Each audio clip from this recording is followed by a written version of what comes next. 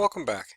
In this short series of tutorials, we are going to take a look at a social media platform called Twitter. Now, I'm sure everybody's heard of it, but in many cases, not everyone has used it or experienced it. Twitter is a unique platform in that the messages that are sent are limited to 140 characters. Something called hashtags are used in order to make your messages searchable or to form the thread of a conversation. So several people using the same hashtags can engage in a conversation either in real time or over time by making sure that these particular tags are included in their posts. Now, some districts are using Twitter as a communication tool to parents. Twitter currently averages just over 300 million monthly users on average at this point. And so it's a big platform. It's not Facebook, but it has a wide readership or a wide group of people who are involved in the process. Now, in this series of tutorials, we're going to look very, very briefly about how to set up an account and how to tweet, if that's what you want to do. But I have to caution you that you should check your social media policies and and your school district perspective on these tools to make sure that your use of it would conform with district policies. Secondly, many people are just not interested in tweeting. They're not interested in keeping up that dialogue. It doesn't fit their style or needs, and that's completely understandable. But what we're going to focus on is how to mine Twitter. So how to connect up with or at least view resources provided by other educators in areas that you find of interest or things that might benefit you as a teacher. So while we'll do a quick overview of how to use it, there are many good tutorials out there on how to use it, and if you're very interested in taking this up as a platform, there's a lot of stuff out there to learn how to do it. It's an art form. Our focus primarily is going to be on connecting with other educators so that we can learn from them. To get started, you'll need to go to twitter.com and click the sign up button in order to establish an account. You'll need to provide a name, a phone or email address, and a password. Note the checkbox at the bottom. It's pre-checked by default, and it's going to have Twitter use your recent web history or websites you've visited recently to make suggestions about who you should follow. So one of the things you can do in Twitter is find other Twitter users that you would like to see their comments on a regular basis. You'd like them to come into your feed.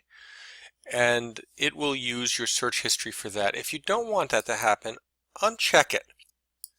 But it can be useful as over time it's going to incorporate not only your Twitter activity but your basic web visiting activity to try to figure out your needs and make suggestions that might be relevant to you. And you can discontinue this at any time during the process if you'd like. So let me fill out a registration and we'll get started. It will bring you to a screen asking for your cell phone number, and this is because an awful lot of people get their tweets through their cell phone. You do have the option of skipping this, and if you want to use Twitter just as a way to look and find educational resources, you can do that totally on your computer screen. And so if you were to skip this step, you could still use Twitter. You would just need to do it on your computer, and it would be a less immediate experience. You wouldn't be getting tweets in real time, but you'd have to actively go in and search out what you wanted, and that's fine. That's a fine way to do it. It may be your preference, or it may be more appropriate in some circumstances. So I've established a name. Notice there's a check mark next to it. So if I had tried to use a name that had already been used, it would let me know that here. So very convenient. You can play around and find a name that's available. Click the next button. Get a little welcome screen. And it's going to ask me what I'm interested in here. So I can choose different things from the topics they provide, or I can search.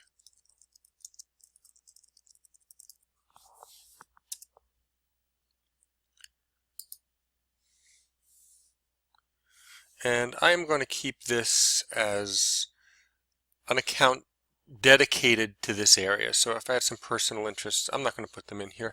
However, you could. If you were a fan of Twitter and decided that you wanted all sorts of things, maybe you're interested in travel or cinema or hiking or gaming or anything else, you can add them all in here, and all those feeds will come to you in one place. You're given the option on this screen to import your contacts from one of a couple of different sources if you have contacts in Gmail, say.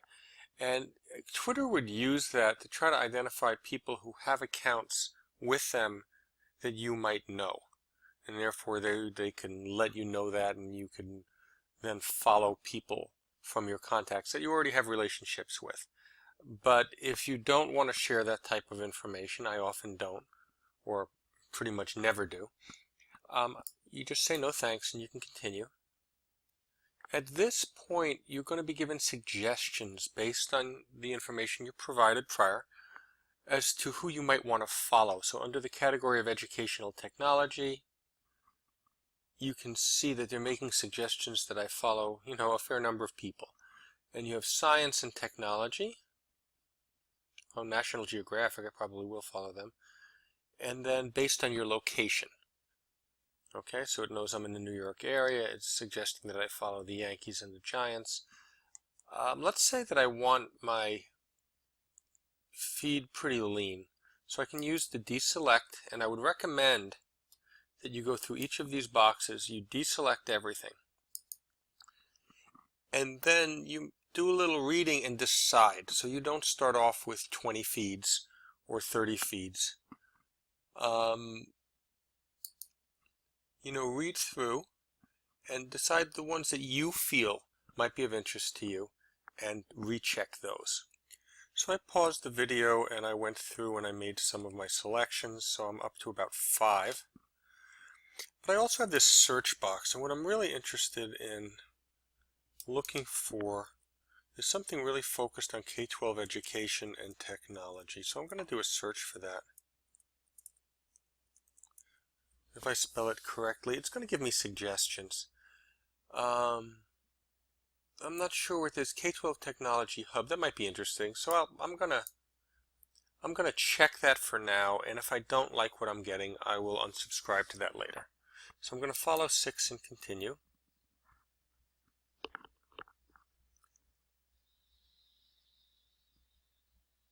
Okay, so I get a little welcome message. I'm going to check past that. And it's going to give me a little tutorial. So I'm going to pass through that quickly now. You want to might take a little more time with it. And I'm on my home page. Notice there's a message. Confirm your email address to access all of Twitter's features. A confirmation message was sent to my Ramapo address. So I'll go in there and I'll check it, and I'll click the confirm link in there to get myself all set up. So I've entered my email. There's the confirmation. I click the confirm now button. Okay. And if I refresh my screen over here, you can see that the message has gone away. Okay, let's take a very quick tour of the environment. Main menu bar at the top, we'll look at briefly in another video. Here's my information. I have no tweets to date, and I am following 5. They would like me to complete a profile, and I'm 30% complete, so I'm going to leave that undone. But if I was going to be active on this platform, I would add a photo, and I would go through the rest of the process of setting up a profile. Below that is what's currently trending.